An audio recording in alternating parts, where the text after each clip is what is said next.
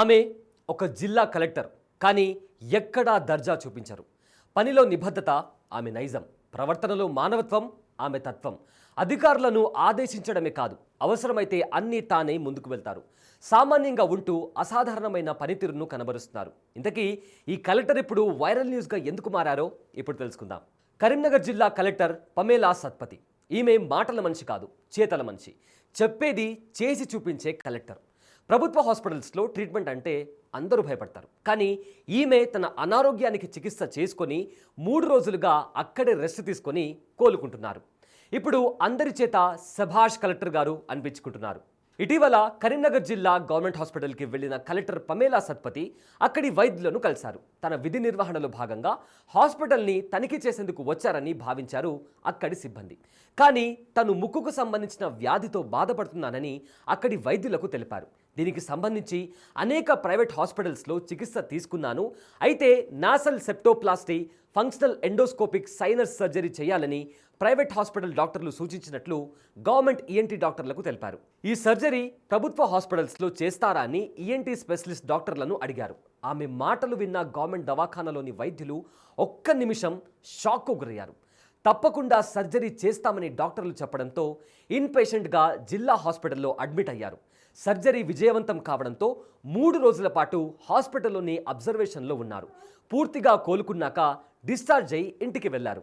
Collector అంటే ఒక జిల్లాకు పరిపాలనా అధికారి. గతంలో గవర్నమెంట్ హాస్పిటల్స్లో ప్రసూతి చేయించుకొని తన కుమారుడిని అంగన్వాడీ పాఠశాలకు పంపించి సరికొత్త ట్రెండ్కు శ్రీకారం చుట్టారు. వారెవ్వా, కలెక్టర్ అంటే ఇంత సామాన్యంగా ఉంటారా అని ప్రజల మన్నన పొందారు. ఇలా తన పని తాను చేసుకుంటూనే ప్రజల శ్రేయస్సును కోరుకుంటున్నారు. పిల్లలకు మెరుగైన సౌకర్యాలు, భోజనం ఏర్పాటు చేయాలని ప్రభుత్వ పాఠశాలలపై ప్రత్యేక నిఘా పెట్టారు. తన జిల్లా పరిధిలో మహిళలకు మెరుగైన వైద్య సేవలు అందిస్తూ ముందుకు సాగుతున్నారు. తన అధికారాన్ని అనుక్షణం ప్రజలకు అంకితం చేస్తూ గొప్ప కార్యక్రమాలకు శ్రీకారం చుట్టారు. శుక్రవారం సభలు, మహిళలకు ప్రత్యేక వైద్య శిబిరాలు ఏర్పాటు చేశారు. మహిళలు ఆరోగ్యంగా ఉంటే కుటుంబం బాగుంటుందని, కుటుంబం బాగుంటే గ్రామం బాగుంటుందని, గ్రామం బాగుంటే జిల్లా బాగుంటే రాష్ట్రం మంచిగా ఉంటుందని బలంగా నమ్ముతారు కలెక్టర్ పమేలా సత్పతి. 2015 బ్యాచ్కు చెందిన ఐఏఎస్ అధికారిని పమేలా సత్పతి ఒడిశాలోని సునాబేడ్కు చెందినవారు. కంప్యూటర్ సైన్స్ చదివిన ఈమె సాఫ్ట్వేర్ ఇంజనీర్గా పనిచేశారు. ప్రజాసేవలో ఇష్టంతో సివిల్స్పై ఫోకస్ పెట్టి 4వ ప్రయత్నంలో 51వ ర్యాంక్ సాధించి భద్రాచలం సబ్ కలెక్టర్గా పోస్టింగ్ అందుకున్నారు. అలా తనదైన ఆలోచనలతో జిల్లా రూపురేఖలను మారుస్తూ తనకంటూ ప్రత్యేక గుర్తింపును సాధించారు.